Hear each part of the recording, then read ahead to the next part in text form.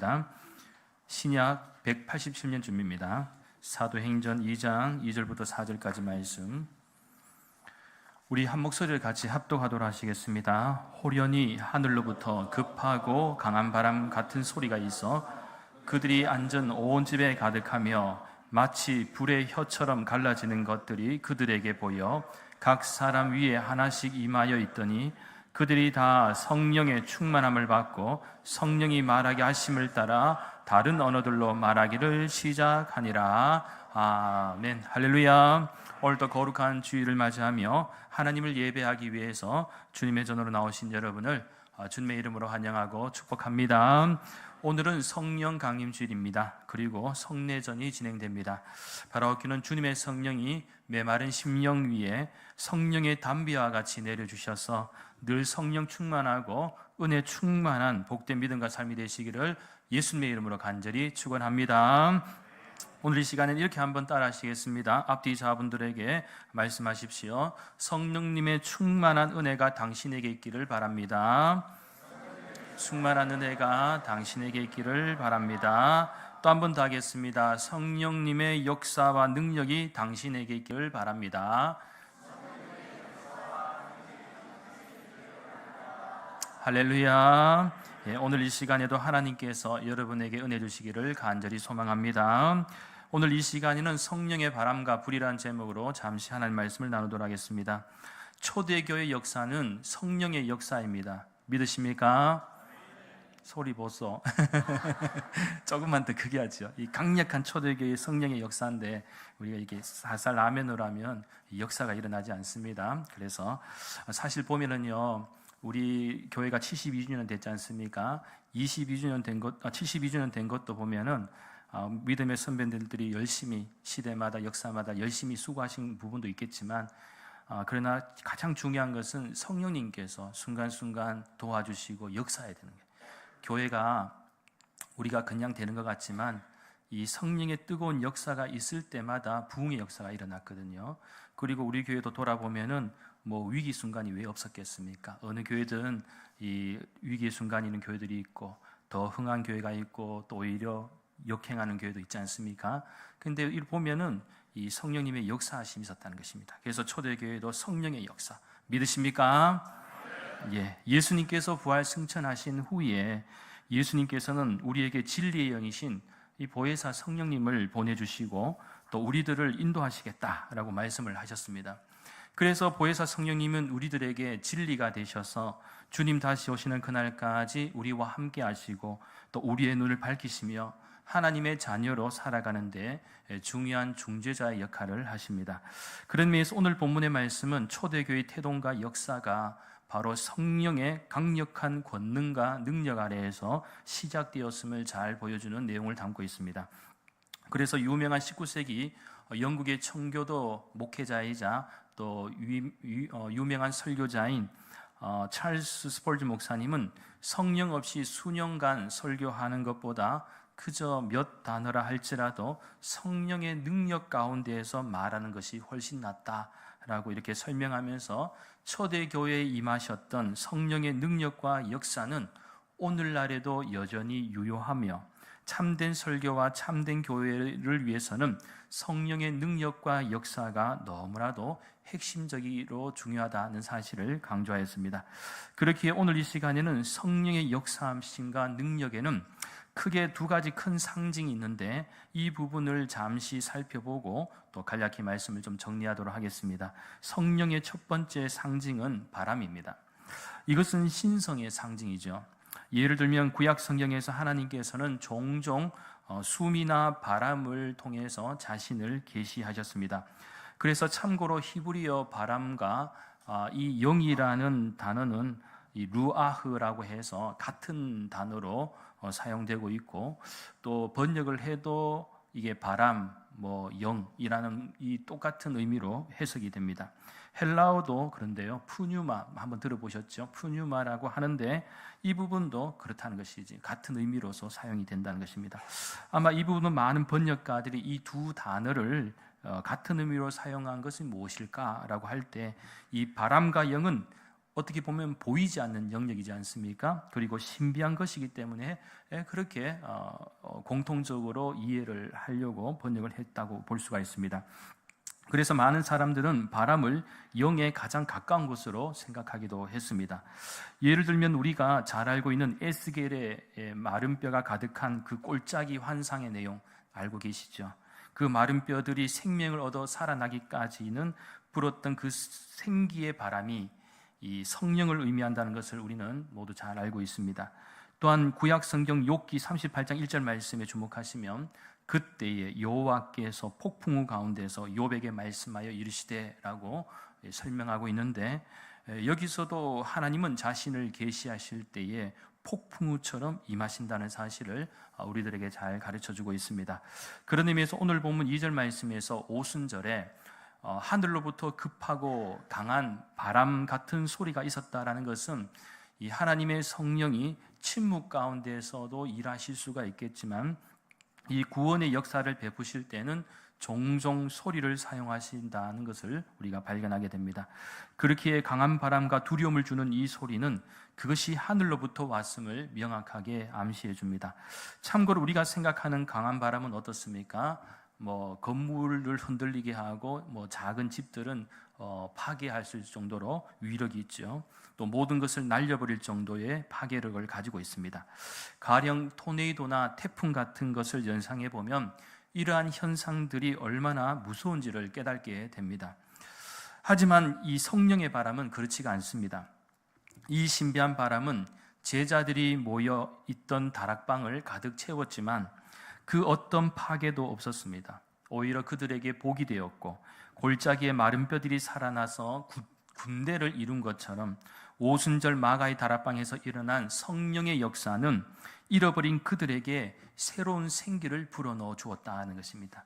아무래도 이 마가의 다락방에 모인 사람들은 두려움과 또 공포와 또 예수님께서 돌아가셨고 부활승천하셨지만 우리가 안다시피 이 초대교회 태동되기 전에 성도들은요, 예수님을 따르던 사람들은 깊은 절망과 또 이 패배의식에 빠져 있었다는 것입니다. 그런데 이러한 것이 역전되는 순간이 바로 오순절 마가의 다락방에서 일어난 것입니다. 이는 마치 우리가 알고 있는 바와 같이 폭풍우라든지 토네이도라든지 태풍 같은 경우에는 굉장히 거칠고 무섭습니다. 그런데 이 바람이란 것이 무섭지만은 의외로 여러분 한여름에 더울 때 바닷가에 갔을 때에 햇살이 굉장히 뜨겁고 너무 덥고 땀이 날 때에 어디선가 모르지만 갑자기 아주 부드러운 미풍이 불어온다면 여러분 그거 한번 경험해 보신 적 있잖아요. 그럴 때 미풍이 싹 불어오면 기분이 어떻습니까? 굉장히 즐겁고 또 상쾌함을 느끼는 것과도 같습니다. 이 초대교회의 태동을 하기 전에 이 마가의 다락방에 임했던 이 성령의 불은 이렇게 강하면서도 그들의 심령 가운데 위대한 생명의 숨결을 마시도록 인도했다는 것입니다. 그런 후에 그들은 새로운 믿음의 각성과 함께 이 거룩한 열정으로 가득하게 되었다는 것입니다. 중요한 것은 성령님은 각성하게 합니다. 각성하게. 여러분 영화 같은 거에 보면은 한 번씩 깜짝 놀랄 때가 있죠. 특히 액션 영화 같은 거를 보면은 좀 황당하면서도 알지만은 아주 신나게 봅니다. 왜 그러냐? 주인공이 실컷 두드리고 맞다가도 갑자기 어느 순간에 각성을 해요. 맞죠? 막 각성을 하면은 수십 명을 단번에 막 때려 눕히기도 하고, 총을 잡았다면은 처음에는 막 곤욕을 하다가 각성을 하는 순간에 갑자기 총도 안 맞고 엄청나게 많은 사람들을 이 적들을 물리치는 그런 모습들을 보게 됩니다. 그런데 이 초대교회는요, 이 믿음의 각성과 이 거룩한 열정으로 가득하게 되었다. 무엇보다 성령 충만하게 되었으며 능력으로 무장하게 되었다는 것입니다. 자, 이러한 사실이 이제 오늘 보면 4절 말씀에서 잘 설명하고 있죠. 그들이 다 성령의 충만함을 받고 성령이 말하게 하심을 따라 다른 언어로 이렇게 말하기를 시작했다. 이렇게 설명하고 있습니다.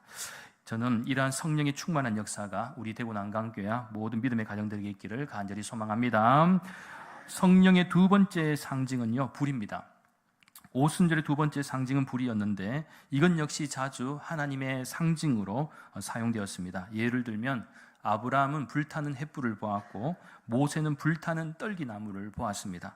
통일왕국 이스라엘의 제3대 왕인 솔로몬 왕 같은 경우에도 성전을 다 이렇게 건축하고 아름다운 성전을 짓고 봉헌했을 때에 하나님의 불이 제물 위에 내려옴으로써 그곳에 하나님의 임재하심이 드러났습니다. 그리고 구약성경 열왕기상 18장 38절 말씀에 주목하시면 이에 여호와의 불이 내려서 번제물과 나무와 돌과 흙을 태우고 또 도랑의 물을 핥은지라 이렇게 설명하고 있는데, 엘리야가 바알 선지자들과 갈멜산에서 대결을 할 때 역시 여호와의 불이 내려서 번제물과 나무와 돌과 흙을 태우고 도랑의 물을 강렬하게 지나갔습니다. 그래서 이러한 사실에 대해서 신약성경 히브리서 12장 29절 말씀에서 히브리서 기자는 우리 하나님은 소멸하는 불이심이라 그렇게 선포하였습니다. 따라서 상징으로서의 불은 성령 하나님을 나타나는데 적합한 상징입니다. 그런 의미에서 오늘 본문 3절 말씀에서 마치 불의 혀처럼 갈라지는 것들이 그들에게 보여 각 사람 위에 하나씩 임하여 있더니라고 하는 것은 하나님을 경외하고 경배하는 각 이 사람의 머리 위에 임하신 혀 같은 불은 선택된 각각의 사람들의 정신과 마음에 친히 찾아오셨음을 의미합니다. 즉 성령의 불은 모든 것을 태우기 위해 온 불이 아니라 어떻게 보면 크게 두 가지 방향에서 이해할 수가 있는데요. 하나는 성령의 불이 오순절 마가의 다락방에 모인 사람들의 그 심령이 더러운 것들을 다 소멸시키고 다시 성령으로 성결케 새롭게 거듭나는 기회가 되었다라고도 생각해 볼 수가 있고요. 또 다른 하나는 불이 빛을 내듯이 성령은 그들을 조명하심을 알려주기 위함이다라고 우리가 생각해 볼 수가 있습니다. 즉 오순절 마가의 다락방에 모인 사람들은 앞으로 성령의 그 거듭나심에 의해서 하나님의 위대한 사명을 감당할 믿음의 사람들이다라는 사실입니다. 그래서 이러한 성령의 불은 그들의 심령을 타오르게 했죠. 또 그 사람 위에 임했던 그 불꽃은 사랑으로 불타게 오르게 되고 또 열정이 뜨거워지며 나중에는 자기 희생으로까지 타올라야 함을 가르쳐주고 있습니다. 자, 그리고 우리가 특별히 주목해야 할 부분은 불의 혀라는 부분인데, 이것은 하나님이 앞으로 교회를 세우셔서 예수님의 복음을 전할 것을 상징적으로 보여주는 대목입니다. 즉 칼로서 싸우는 교회가 아니라 제 입에서 나오는 진리의 칼로서 싸우는 교회를 세우시겠다라는 약속이죠. 그래서 입에서 나오는 불같은 성령의 복음은 시대를 일깨우게 되고 놀라운 성령님의 은혜와 역사 그리고 권능과 능력이 나타나게 됩니다. 그래서 지금까지 기독교 2000년 역사 가운데 순간순간 어려운 부분이 있었지만 성령의 역사하심과 능력과 권세가 있었기 때문에 때로는 시대가 암울하고 어두운 시기를 보낸다 할지라도 하나님은 한 번씩 강력한 성령의 불을 통해서 회복하게 하시고 회개케 하시고 역사하셔서 마치 폭풍우가 지나가면 바닷물을 새롭게 하듯이 뒤집듯이 교회도 새롭게 해주셨다는 것입니다. 이 교회는 그렇게 성장해 왔죠. 따라서 이러한 두 가지 상징을 통해서 우리가 배워야 할 교훈이 있다면 우리는 믿음으로 성령을 받아야 한다는 사실입니다. 신약성경 요한복음 20장 22절 말씀입니다. 이 말씀을 하시고 그들을 향하사 숨을 내쉬며 이르시되 성령을 받으라. 예수님께서도 제자들에게 무엇이라고 말씀하셨습니까? 부활하신 주님께서도 강조하신 바가 성령을 받으라. 그렇다면 이제 우리가 어떻게 성령을 받아야 할까요? 첫째는요, 성령을 받기 위해서는 복음을 받아야 합니다. 복음에 대한 확신이 있어야 됩니다. 이 부분은 믿음과도 연관이 있습니다. 둘째는 신앙 고백이 분명해야 됩니다. 예수님을 믿는 믿음과 구원, 그리고 영원한 생명과 천국에 대한 확신이 있어야 된다. 분명해야 된다는 것입니다. 셋째는 성령 세례를 받고 성령 충만해야 합니다. 오늘 성례절을 하는 것도 결국 평생에 한 번뿐인 이 성령 세례를 받는 것이 중요하고, 성령 세례를 받으면 성령 충만한 삶과 하나님 주시는 은혜와 은사의 삶을 살 수 있는 기회가 주어진다는 것입니다. 여기서 가장 중요한 관점 가운데 하나는 성령 세례를 받고 우리가 하나님의 자녀가 되었다면 평생을 성령 충만한 삶으로 살아가야 할 줄 믿습니다. 그래야 믿음으로 시작해서 믿음으로 잘 마무리하게 됩니다. 우리가 아는 바와 같이 모든 일에는 시작과 끝이 있지 않습니까? 우리의 신앙생활도 끝이 있습니다. 그렇기에 마지막까지 우리는 믿음을 포기하지 않기 위해서는 성령 충만하는 삶을 살아야 된다는 것입니다. 지금은 고인이 되셨는데 이 강원도 예수원에서 사역하셨던 대천덕 신부님 계시죠. 성공의 신부님이신데 그분 할아버지가 아레이 토레이 목사님이신데 그분이 평상시에 쓴 글 가운데 이 성령 충만에 관한 글이 있습니다. 어떻게 고백하고 있는가 하면 나는 아침에 일어나면 성령 충만을 위해서 기도한다. 하나님 성령 충만하게 도와주시옵소서. 왜냐하면 성령 충만하지 않으면 오늘 하루 나는 너무나도 쉽게 흔들릴 수 있기 때문에 그런 흔들리는 사람이기 때문이다. 그러면서 또 이렇게 고백합니다. 하나님 제가 성령 충만하다고 느끼지 못할 때에 함부로 말하지 않도록 도와주십시오. 성령 충만하지 않을 때 말하면 실언을 하기가 쉽고 많은 사람들에게 상처를 주기 쉽기 때문입니다. 하나님 제가 성령 충만하지 않을 때 제 인생의 중요한 결정을 하지 않도록 도와주십시오. 성령 충만하지 않으면 저의 결정은 잘못될 가능성이 항상 있기 때문입니다. 여러분 어떻게 보면 공감할 만한 말씀이지 않습니까? 고백이죠. 아레이 토레이 목사님은 이처럼 성령 충만함을 사모했습니다.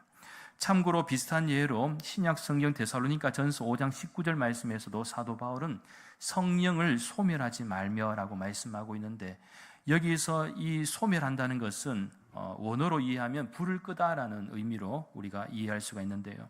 사도 바울이 강조하는 것은 성령님은 우리와 항상 함께 하는데 마치 성령님이 없는 것처럼 행동하지 말라는 것입니다. 그것은 마치 불을 끄는 것과 같다라는 사실이죠. 예를 들면 우리가 하나님께 예배를 드릴 때에 강하게 역사하시는 영적 바람이 있습니다. 그때는 우리가 모두 설명할 수 없는 은혜를 받기도 하고 때로는 깊은 감동과 감격을 느낄 때도 있습니다. 그래서 우리가 성령님의 은혜로 충만하게 되면 성령님의 역사하심을 경험하고 좋은 것으로 실천하게 된다는 것입니다. 문제는 성령님이 아닌 악한 영으로부터 오는 것에 영향을 받는다면 그것은 나쁜 것이 되죠. 간혹 많은 사람들이 감정적이고 신비주의를 추구하다 영적 착시 현상에 빠져 나쁜 것을 좋은 것으로 오해하기도 합니다. 그래서 사도 바울은 믿는 성도들에게 이 세상을 살아가면서 취할 것과 버려야 할 것에 대해서도 설명하면서 어떻게 그러면 악과 선을 구별하는가라고 할 때 바로 나타나는 현상과 행동의 과정이나 결과를 보고도 판단할 수 있다는 것입니다. 예를 들면 성령님이 주시는 영향력이면 모든 사람들이 화목하고 평안하며 기쁨을 누리게 됩니다. 반대로 악한 영이 주는 영향력이면 사람들이 분열하고 갈등하며 서로 공격하고 상처를 주게 됩니다. 우리가 사실 살아가면서 우리 감정 스스로 다스린다는 것 참 어려운 일이죠. 왜 그러냐면 우리가 부패한 죄성을 가지고 있기 때문에 언제든지 악한 영의 지배를 받을 수도 있고요. 또 끊임없이 실패를 경험할 수도 있습니다.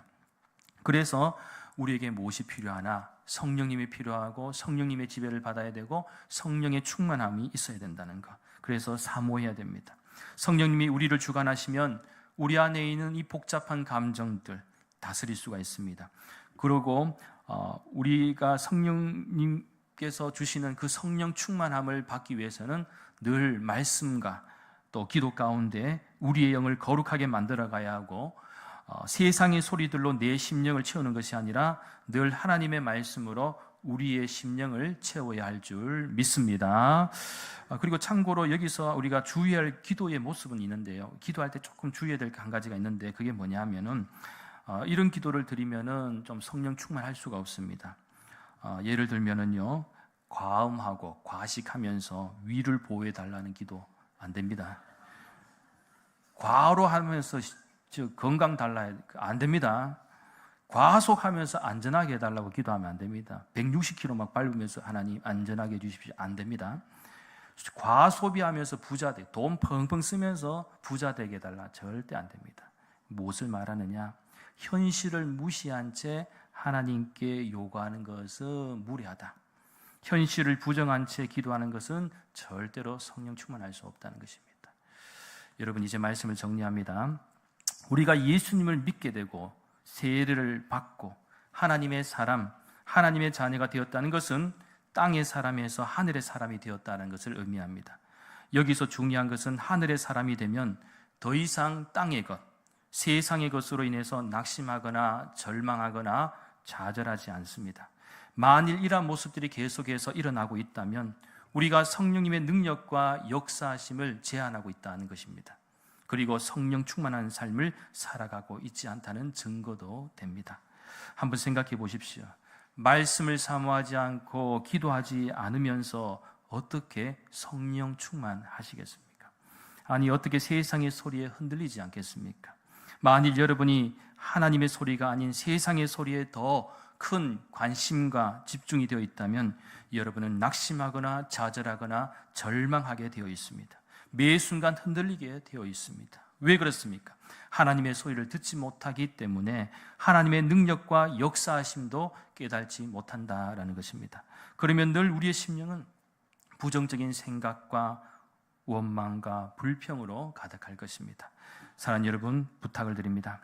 여러분의 심령 가운데 성령의 바람과 불의 역사가 임하시길 간절히 소망합니다. 그러기 위해서 성령님을 사모하십시오. 아레이 토레이 목사님이 기도한 것처럼, 말씀 가운데 기도한 것처럼 매일 매순간 성령 충만하게 해달라고, 세상을 이길 힘을 달라고 하나님께 기도하면 하나님께서는 분명히 여러분에게 주시는 놀라운 은사와 충만한 기쁨과 감사함이 가득할 줄 믿습니다. 바로 그 2024년 성령 강림주일을 맞이하며 성례전을 앞두고 저는 여러분에게 성령님의 충만한 은혜와 역사가 우리 교회와 여러분의 가정 가운데 있기를 예수님의 이름으로 간절히 축원합니다. 기도드리겠습니다. 거룩하신 하나님, 감사를 드립니다.